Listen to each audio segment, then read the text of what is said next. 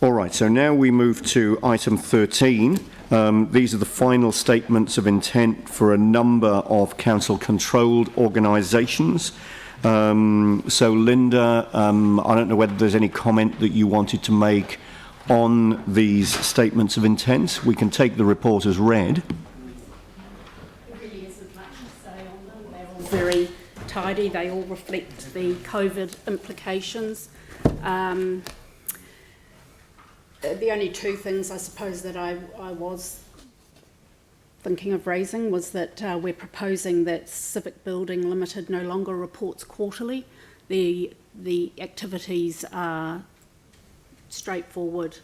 There's very little variation from quarter to quarter, and we think that half yearly is adequate. I did want to point out also that the LGFA has relaxed its borrowing covenants to assist local authorities with strong credit ratings to borrow to fund infrastructure investment. And that's really all I was going to raise.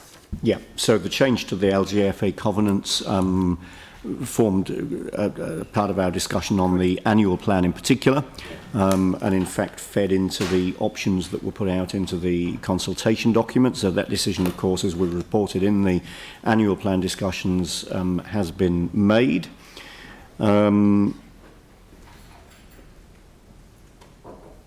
So in terms of the change to civic building, is there a resolution that we need to pass there? Yes, and the resolution is in here, up on the screen. So number 2 notes the results of the. Is this the same as I've got here? Oh, here we go. So we've got, agrees that civic building is not required to provide quarterly performance reports to the council, continues to meet the Local Government Act reporting requirements for annual and half-year reporting. So that's there. All right, great. So.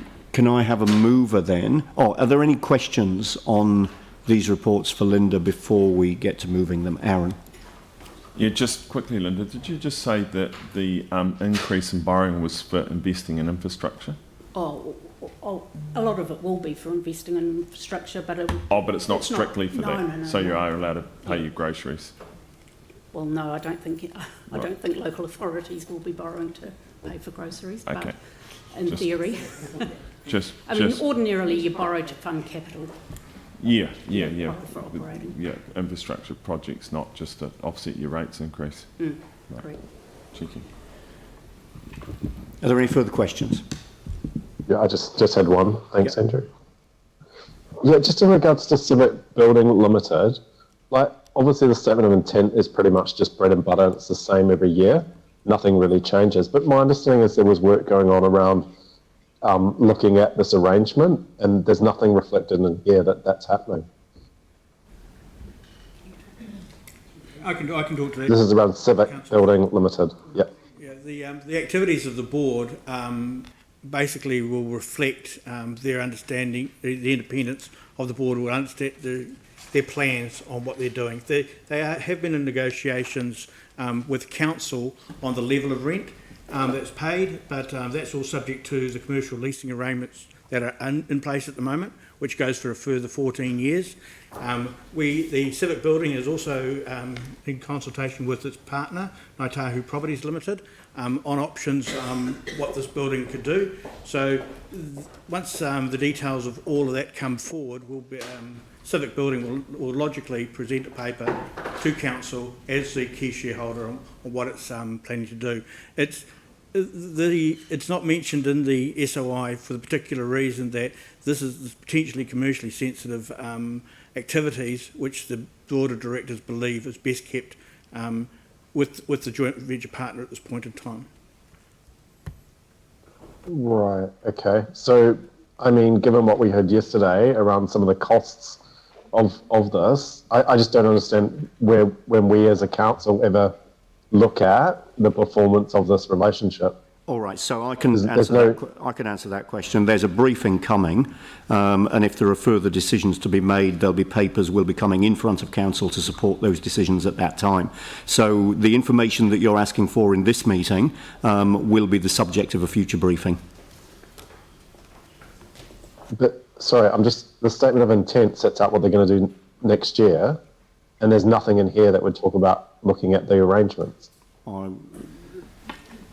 Well, looking at the arrangements is an operational issue. The amount of rent you pay, the contracts that you engage in is operational, and it doesn't actually affect the activities and scope.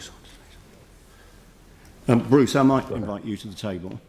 Noting that this, the broad matter that has been raised will be the subject of a future briefing when we're ready. Yes. Is there some comment that you want to make? Yeah, correct. We tentatively penciled in a briefing for the 1st of September. Excuse me. Sorry, I ran up the stairs to get here. The matters that are being raised are matters for council as the tenant rather than CBL as a part owner. But council as a tenant is working through those. And as I say, briefing's coming. Excuse me. Yep, that's great. And that brings a whole new meaning to take some exercise in your local area. Right. Great. No, thanks for Okay, so thanks for joining the meeting. It's great. so basically it's business as usual in terms of this company, and we just wait to see operationally what we do as a council. Correct. I guess the question is, at what point would we consider reviewing this company in terms of its activities and how it's operating if it wasn't giving us a good result as a shareholder?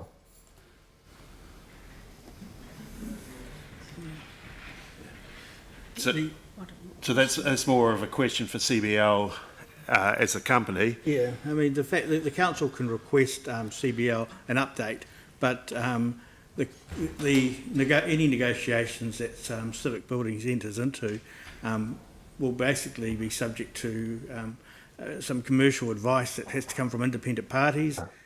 We'll have to make sure independent parties are well aware of what that ends up being, and that all forms part of a final decision for council and for CBL independently, one on the relationship and one with Ngāi Tahu.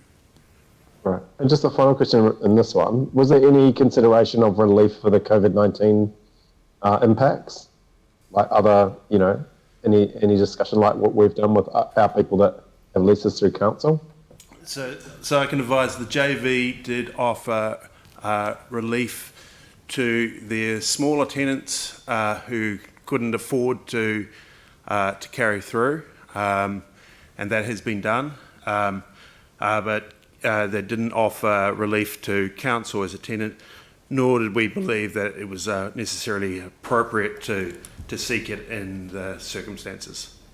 Given that we were continuing to access the building throughout, even at level 4, particularly for our essential staff, and we weren't restricted in that sense. Thank you. Okay. All right. Thanks. Nothing further, Yanni? No, that's fine. That's great. Thank you very much. All right. So any further questions? Can I have a mover for these statements of intent? Yep. Tim Scanderett, seconded Pauline Cotter. Any debate? All those in favour say aye. Against? That's carried. Thank you.